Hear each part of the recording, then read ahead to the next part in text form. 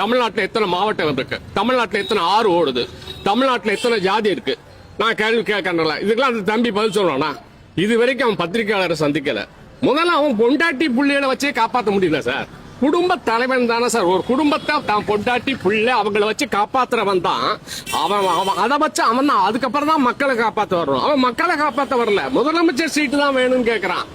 அவன் எடுப்பிலே முதலமைச்சர் ஆகணும், முதலமைச்சர் ஆகணும்னா நான் என்ன சொல்றேன், ஒரு 5 வருஷம் வா, களத்துல வா, மக்களை சந்தி. 234 தொகுதி இருக்கு தமிழ்நாடு, போ மக்களை சந்தி, என்னென்ன பிரச்சனைன்னு கேளு. அடுத்த வருஷம் நீ எலெக்ஷன் நில்லு. இது வரைக்கும் அவன் பொதுமக்களுக்கு எதுவுமே சரியில்லை சார். அவன்கிட்ட கோடி கோடியா பணம் இருக்கு, ஆனா இது வரைக்கும் அவன் மக்களுக்கு எதுவுமே செஞ்சதில்லை. இப்பதான் ஒரு 3 வருஷமா பிளஸ் 10th பிளஸ் 2 படிச்ச மாணவர்களை கூப்பிட்டு, அதுவும் அவன் அரங்கத்துக்கு கூப்பிட்டு ஏதோ பரிசு கொடுத்துட்டு இருக்கான். இது மட்டுமே போதாது சார். பின்தங்கிய மக்கள் தமிழ்நாட்டில் நிறைய இருக்காங்க, SC ST மக்கள் நிறைய இருக்காங்க. அம்பேத்கர் சொன்னார், கல்வி ஒன்றுதான் இந்த சமுதாயத்தில் மாற்றத்தை உண்டு பண்ணும் அப்படின்னு சொன்னார்.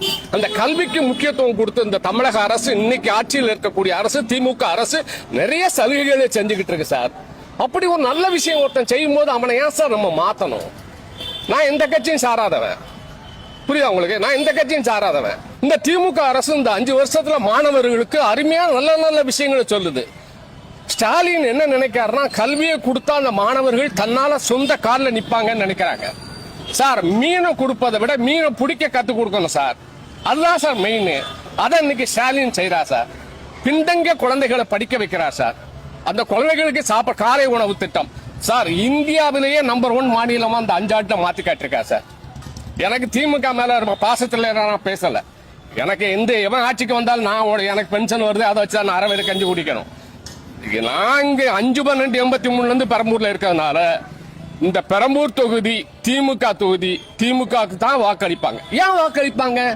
இந்த 5 ஆண்டுகள்ல அவர் கொடுத்த சில சலுகைகள், சில நல்ல விஷயங்கள். பஸ் இலவசம், மாணவிகளுக்கு பஸ் இலவசம், மாணவர்களுக்கு 1000 ரூபாய், மாணவிகளுக்கு 1000 ரூபாய், மேல் படிப்புக்கு ஃப்ரீ. விளையாட்டுத்துறை சார், இந்த வரைக்கும் விளையாட்டுத்துறையில எந்த ஆட்சியும் 50 ஆண்டு கால ஆட்சியில எவனுமே இந்த விளையாட்டுத்துறையை கவனிக்கவே இல்லை சார். இன்னைக்கு உதயநிதி ஸ்டாலின் விளையாட்டுத்துறைக்கு முக்கியத்துவம் கொடுத்து இந்த இந்திய தமிழக மாணவர்கள் உலக லெவல்ல போய் இன்னைக்கு சேலஞ்ச் பண்ணி அவார்டுகளை வாங்கிட்டு வந்துட்டு இருக்கான். விளையாட்டுத்துறை இந்த யாருமே ஒரு துறையா கணிச்சதே இல்ல. இன்னைக்கு உதயநிதி ஸ்டாலின் இன்னைக்கு விளையாட்டுத்துறையை தலைமை பொறுப்பேற்று ஜம்முன்னு பண்ணிட்டு இருக்காரு.